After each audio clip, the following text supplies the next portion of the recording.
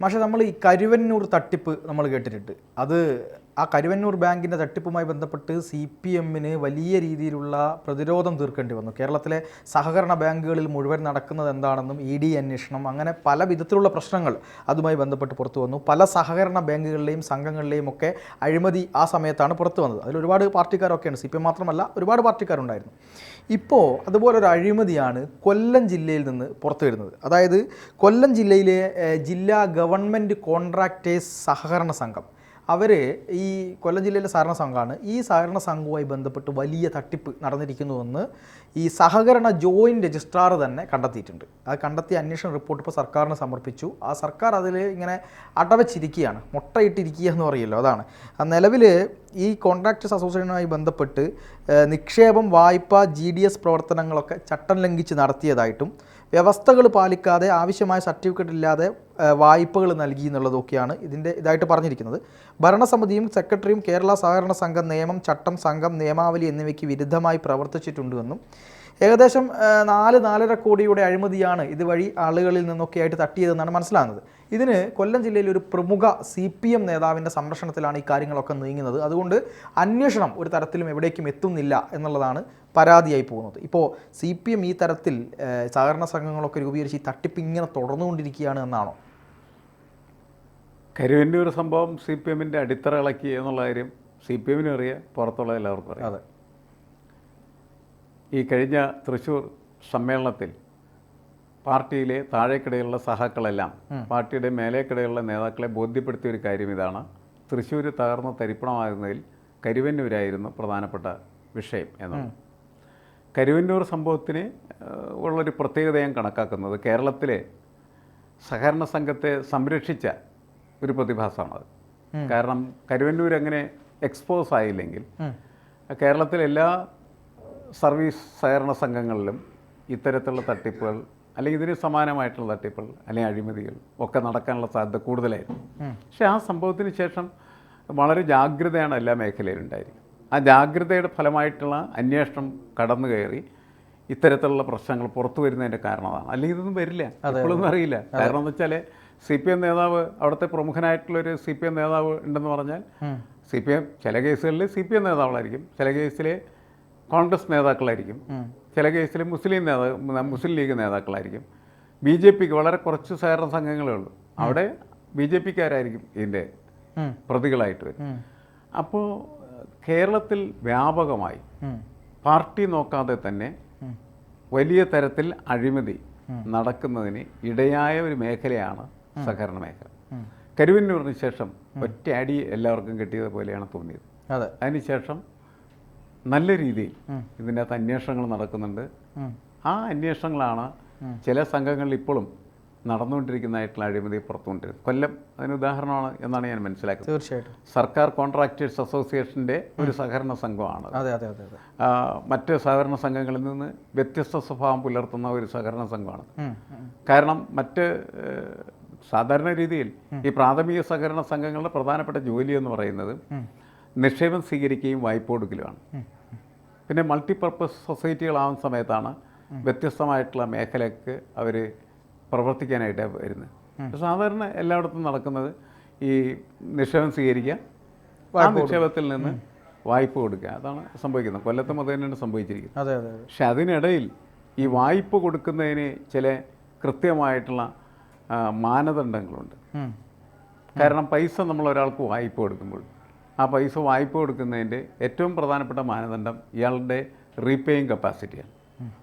നമ്മളൊരാൾക്ക് 10 ലക്ഷം രൂപ കൊടുത്താൽ ഈ 10 ലക്ഷം 36 തവണകളായിട്ടോ അല്ലെങ്കിൽ സംഘം നിശ്ചയിക്കുന്ന തവണകളായിട്ടോ തിരിച്ചെടുക്കാനുള്ള ശേഷി അയാൾക്കുണ്ടെന്ന് പരിശോധിക്കണം. അങ്ങനെ റീപേയിങ് കപ്പാസിറ്റി ഉള്ളവർക്ക് മാത്രമേ ലോൺ കൊടുക്കാനായിട്ട് പാടുള്ളൂ. അത് ലംഘിക്കപ്പെട്ടതാണ് ഒരഴിമതി എന്ന് പറയുന്നത്. ഒരഴിമതിയാണ്. കാരണം വെച്ചാൽ അത് ലംഘിക്കപ്പെടുമ്പോൾ എന്ത് സംഭവിക്കും? അനർഹരുടെ കൈകളിലേക്ക് ബാങ്കിൻ്റെ പണം എത്തിച്ചേരുകയും ആ പണം ബാങ്കിലേക്ക് ഒരിക്കലും തിരിച്ചു വരാത്ത സാഹചര്യം ഉണ്ടാവുകയും ചെയ്യും. ജപ്തി ചെയ്യാൻ ചെല്ലുമ്പോഴാണെന്നും മനസ്സിലാക്കുന്നത് ജപ്തി ചെയ്യാനൊന്നുമില്ല എന്നുള്ളത്. ജപ്തി ചെയ്യാൻ ചെല്ലുന്ന സമയത്ത് ചിലപ്പോൾ അവിടെ ജപ്തിക്ക് വെച്ചിരിക്കുന്ന ഭൂമി എന്ന് പറയുന്നത് ചിലപ്പോൾ വെറുതെ വെള്ളക്കെട്ടായിട്ടുള്ളൊരു പ്രദേശമായിരിക്കും. അങ്ങോട്ട് ചിലപ്പോൾ ട്രാൻസ്പോർട്ടേഷന് പോലും സൗകര്യം ഉണ്ടാവില്ല. എന്ന് വെച്ചാൽ ഭൂലോകത്ത് ആരും വാങ്ങിക്കാത്ത ഒരു ഒരു ഭൂമിയായിരിക്കും ചിലപ്പോൾ എന്ത് ചെയ്യുന്നത് ഈ ജാമ്യം വെച്ചിട്ട് കോടിക്കണക്കിന് രൂപ എടുത്തുകൊണ്ട് പോയി. അതാണ് പ്രശ്നം. പിന്നീട് നടപടികൾ നടത്തിയാൽ നടപടികൾ വഴി ബാങ്കിലേക്ക് തിരിച്ചെത്താനായിട്ടൊന്നുമില്ലല്ലോ. ഇവിടെ നിന്ന് എന്ത് നടപടി എടുത്താൽ ചിലത് അങ്ങനെ ആയിരിക്കില്ല. വളരെ കർശനമായിട്ട് എല്ലാ നടപടിക്രമങ്ങളും പൂർത്തീകരിച്ചു കൊടുത്താൽ ലോണുകളുണ്ടാകും. പക്ഷെ ആ ലോണുകൾ കൃത്യമായിട്ട് തിരിച്ചടക്കാത്തതിൻ്റെ ഫലമായിട്ട് അതിങ്ങനെ പുതുക്കി 10 ലക്ഷം എടുത്ത് പിന്നീട് 1 കോടിയും 2 കോടിയൊക്കെ ആയിട്ട് മാറുന്ന തരത്തിലുള്ള പ്രതിഭാസങ്ങളുണ്ട്. അത് സഹകരണ മേഖലയിലെ കാതലായ ഒരു പുഴുക്കത്തായിട്ടാണ് എനിക്ക് തോന്നുന്നത്. ഒരു ലോൺ പുതുക്കി വെക്കുക എന്ന് പറയുന്ന പ്രക്രിയ ഒരു കാരണവശാലും സർക്കാർ അനുവദിക്കാൻ പാടില്ലാത്തതാണ്. അപ്പോൾ ഒരു ലോൺ എടുത്തു, ലോൺ അടക്കാൻ പറ്റില്ല, വീഴ്ച പറ്റിയാൽ നടപടി എടുക്കാം. ആ നടപടി നടപ്പിലാക്കാൻ പറ്റുന്നതായിരിക്കും. മറ്റേത് അങ്ങനെയല്ലല്ലോ. 10 ലക്ഷം രൂപ എടുത്ത ഒരാളുടെ വായ്പ 2 കോടിയോ 3 കോടിയൊക്കെ ആയി കഴിഞ്ഞാൽ അതെങ്ങനെയാണ് നടപ്പിലാക്കാൻ പറ്റുക? പ്രശ്നമാണ്. അപ്പോൾ അവിടെ സഹകരണ സംഘത്തിൻ്റെ രജിസ്ട്രാർമാരും അതുപോലെ ഉത്തരപ്പെട്ട ആളുകളും വളരെ കൃത്യമായിട്ടുള്ള രീതിയിൽ ഇടപെടേണ്ടതൊരാവശ്യമാണ്. അല്ലെങ്കിൽ സർക്കാർ ഇടപെടേണ്ട ആവശ്യമാണ്. അതിന് പകരം ഈ സഹകരണ മേഖല മുഴുവനും കൊള്ള നടക്കുന്ന സ്ഥലമാണെന്ന് ചിത്രീകരിക്കപ്പെട്ടാൽ കേരളത്തിലെ സഹകരണ സംഘങ്ങൾ തന്നെ തകർന്ന് തരിപ്പണമാവും. ഒറ്റപ്പെട്ട പല സർവീസ് സഹകരണ സംഘങ്ങളിലും നടക്കുന്ന കൊള്ളകളെ അതാത് സ്ഥലത്ത് നടക്കുന്ന പ്രത്യേകം കൊള്ളകളായിട്ട് മാത്രം കാണുകയും അതിനൊരിക്കലും പൊതു സഹകരണ മേഖലയുമായിട്ട് സമീകരിക്കാതിരിക്കുകയും ചെയ്യാം. ഈക്വലൈസേഷൻ എന്ന് പറയുന്നത് ഒരിക്കലും അതിനകത്ത് ശരിയല്ല. അങ്ങനെ വന്നാൽ സാമാന്യവൽക്കരണം വന്നാൽ ഉള്ള കുഴപ്പമെന്താണെന്ന് വെച്ചാൽ ആളുകൾ പിന്നെ സഹകരണ ബാങ്കിലേക്ക് ചെല്ലാത്ത സ്ഥിതി വരും. അത് സഹകരണ സംവിധാനത്തിനും സഹകരണ പ്രസ്ഥാനത്തിനും വലിയ തകർച്ചയായിരിക്കും ഉണ്ടാക്കാൻ പോകുന്നത്. അത് സാധാരണക്കാരെ തന്നെയാണ് ആത്യന്തികമായ അവസാനം ബാധിക്കുക. പക്ഷേ ഇതിൽ ഈ ഇത്തരത്തിലൊരു അവസ്ഥയിലേക്ക് കൊണ്ടുചെന്ന് എത്തിക്കുന്നത് ഇത്തരം സഹകരണ സംഘങ്ങളിലെ അഴിമതിക്കാർ തന്നെയാണ്. അവരാണ് ഈ അഴിമതി നടത്തുകയും ജനങ്ങൾക്കിടയിലേക്ക് വാർത്ത പരക്കുകയും ഒരു തുടർച്ചയായി ഒരു 10 സഹകരണ സംഘത്തിൽ അഴിമതി ആരോപണം വരുമ്പോൾ സ്വാഭാവികമായും ആളുകൾക്ക് എല്ലാ സഹകരണ സംഘങ്ങളും ഇങ്ങനെയാണോ എന്നൊരു സംശയം വരികയും അവിടെ വെപ്രാളം വരികയും ചെയ്യുന്നത്. ഇവിടെ 1-2 കാര്യങ്ങൾ കൂടി. അതായത് ഇതൊരു വാടക കെട്ടിടത്തിൽ പ്രവർത്തിക്കുന്ന ഒരു സഹകരണ സംഘമാണ്. AKGയുടെ പേരാണ് ഇവർ ഇതിനിട്ടത് എന്ന് ആലോചിക്കണം. AKGയുടെ പേരിട്ടിട്ട് വാടക കെട്ടിടത്തിൽ പ്രവർത്തിക്കുന്ന സഹകരണ സംഘത്തിന് കെട്ടിടം നവീകരിക്കാനെന്ന പേരിൽ 9 ലക്ഷം രൂപ ഇവർ എഴുതിയെടുത്തിട്ടുണ്ട്. ഈ 9 ലക്ഷം രൂപ ചെലവിട്ടിട്ട് ഒരു നവീകരണ പ്രവൃത്തിയും അവിടെ നടന്നിട്ടില്ല എന്നുള്ളതാണ്. ഈ വാടക കെട്ടിടം മെയിൻ്റനൻസ് നടത്തിയെന്ന് കാണിച്ച് 9 ലക്ഷത്തിലധികം രൂപ എടുത്തു. മറ്റ് വാടക ഇനത്തിൽ ലക്ഷങ്ങൾ എഴുതിയെടുത്തു. പക്ഷേ കെട്ടിട ഉടമയ്ക്ക് 1 രൂപ പോലും ഇവർ ഇതുവരെയായിട്ട് വാടക നൽകിയിട്ടില്ല എന്നുള്ളതും, അതുപോലെ തന്നെ മാഷ് നേരത്തെ പറഞ്ഞതുപോലെ ഈ നിയമവിരുദ്ധമായി അംഗങ്ങളെ ചേർക്കുകയും നിയമം ലംഘിച്ച് കുടിശ്ശിക ഉള്ളവർക്ക് ലോൺ നൽകുകയും സെക്യൂരിറ്റി സ്വീകരിക്കാതെ ലോൺ കൊടുക്കുകയും ചെയ്തു എന്നുള്ളതും, നടപടിക്രമം പാലിക്കാതെ നിലവിലെ പ്രസിഡന്റിനെ തിരഞ്ഞെടുക്കുകയും ചെയ്തു. ഈ പ്രസിഡന്റിൻ്റെ നേതൃത്വത്തിലാണ് ഇത്തരത്തിലുള്ള എല്ലാ അഴിമതിയും അവിടെ നടന്നത്. ഇതൊരു പറ്റ ആളുകളുടെ പണം അതിലൂടെ നഷ്ടപ്പെട്ടു എന്നാണ് ഇപ്പോൾ പുറത്തു വരുന്നത്. ഈ CPM എന്തിനാണ് ഇവരെ ഇങ്ങനെ, CPMൻ്റെ നേതാക്കന്മാർ ഈ പല സഹകരണ ബാങ്കുകളിലും ഈ അഴിമതി വരുമ്പോൾ അവരുടെ പേര് വരുന്ന വരികയാണ്. CPM വന്നുപെട്ടിരിക്കുന്ന ഒരു ദുരന്ത വൃത്തമാണ് ശരിക്കും പറഞ്ഞത്. ഇവിടെ മാത്രമല്ല, നമ്മളിപ്പോൾ വിദ്യാഭ്യാസ രംഗത്ത് നോക്കുമ്പോൾ എല്ലാ ക്രിമിനൽ കുറ്റങ്ങളുടെയും പിന്നിൽ പ്രവർത്തിച്ചുള്ള SFI ആണെന്ന് പറഞ്ഞത് അല്ല, അതൊരു പ്രശ്നമാണ് ശരിക്കും പറഞ്ഞത്. അതേപോലെ മറ്റ് മേഖലകളിലുള്ള അഴിമതികളിലൊക്കെ CPM നേതാക്കളുടെ പേരിങ്ങനെ എഴുതി വെച്ചിരിക്കുകയാണ് ചെയ്യുന്നത്. ഇത് ഈ ഭരണത്തിൽ ഇങ്ങനെ തുടരുന്നതിൻ്റെ ഫലമായിട്ട് സംഭവിക്കുന്ന ഒരു ദുരന്തമാണ്. ഏറ്റവും അത്യാവശ്യം CPMനെ തന്നെ കേരളത്തിൽ നിലനിർത്തണമെങ്കിൽ CPMനെ അടുത്ത തെരഞ്ഞെടുപ്പിൽ വലിയ നിലയിൽ തോൽപ്പിക്കേണ്ടത് ആവശ്യമാണ്.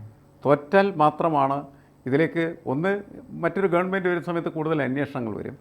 രണ്ടാമത്തത്, തോറ്റ് പുറത്തിരിക്കുന്ന സമയത്ത് ഇനി ഇത്തരത്തിലുള്ള അഴിമതി നടത്താനായിട്ടുള്ള സാഹചര്യങ്ങൾ കുറയും എന്നതാണ്.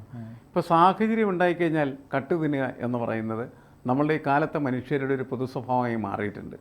അവർ രാഷ്ട്രീയ പാർട്ടികളിലൊക്കെ നിരന്ന് കയറുകയാണ് ചെയ്യുന്നത്. അത് വെച്ചിട്ട് വീണ്ടും കൂടുതൽ കളവ് നടത്താനായിട്ട് വഴിയാണ്. കരിയറിസത്തിൻ്റെ വലിയൊരു ആഘോഷമാണ് എല്ലാ മേഖലയിലും നടക്കുന്നത്. രാഷ്ട്രീയ പ്രവർത്തനം എന്ന് പറയുന്നത് ജനസേവനമല്ല. പകരം രാഷ്ട്രീയ പ്രവർത്തനം എന്ന് പറയുന്നത് അഴിമതിയിലൂടെ പണമുണ്ടാക്കുന്നതിന് വേണ്ടിയുള്ള ഒരു കച്ചവടമായി മാറിക്കഴിഞ്ഞിരിക്കുകയാണ്, ബിസിനസ്സായി മാറിക്കഴിഞ്ഞിരിക്കുകയാണ്. അതെല്ലാ മേഖലയിലും പടർന്നു കയറുകയും അധികാരത്തിരിക്കുന്ന പാർട്ടി എന്ന നിലയ്ക്ക് CPM ഇതിൻ്റെയൊക്കെ പങ്കുപറ്റുന്ന ആളുകളായി മാറിത്തരികയാണ്. അഴിമതി പണത്തിൻ്റെ പങ്കുപറ്റുന്ന നേതാക്കന്മാരെ പല മേഖലകളിലും CPM നേതാക്കൾ മാറിക്കഴിഞ്ഞിരിക്കുകയാണ് ചെയ്യുന്നത്. ഇത് CPM എന്ന് പറയുന്നതായിട്ടുള്ള പാർട്ടിയെ തന്നെ രാജ്യത്ത് നിന്ന് തുടച്ചു നീറ്റാൻ ആവശ്യമായ കാര്യങ്ങളായി മാറുന്നു എന്നാണ് എനിക്ക് തോന്നുന്നത്. തീർച്ചയായിട്ടും. എന്തായാലും ഈ വിഷയവുമായി ബന്ധപ്പെട്ട് അതിഭയങ്കരമായ പ്രതികരണങ്ങളും പ്രതിഷേധങ്ങളും ഉയരുന്നുണ്ട്. ഒരുപക്ഷെ ഇഡിക്കടക്കം പരാതി പോകുന്നു എന്നാണ് നമ്മൾ മനസ്സിലാകുന്നത്. ഇങ്ങനെയാണ് ഓരോ കേന്ദ്ര അന്വേഷണ ഏജൻസികളൊക്കെ കേരളത്തിലേക്ക് വരുന്നത്. എന്തായാലും തിരുത്തേണ്ടവർ തിരുത്തട്ടെ, ഇത്തരം അഴിമതികളിൽ ചെന്ന് വീഴാതിരിക്കട്ടെ.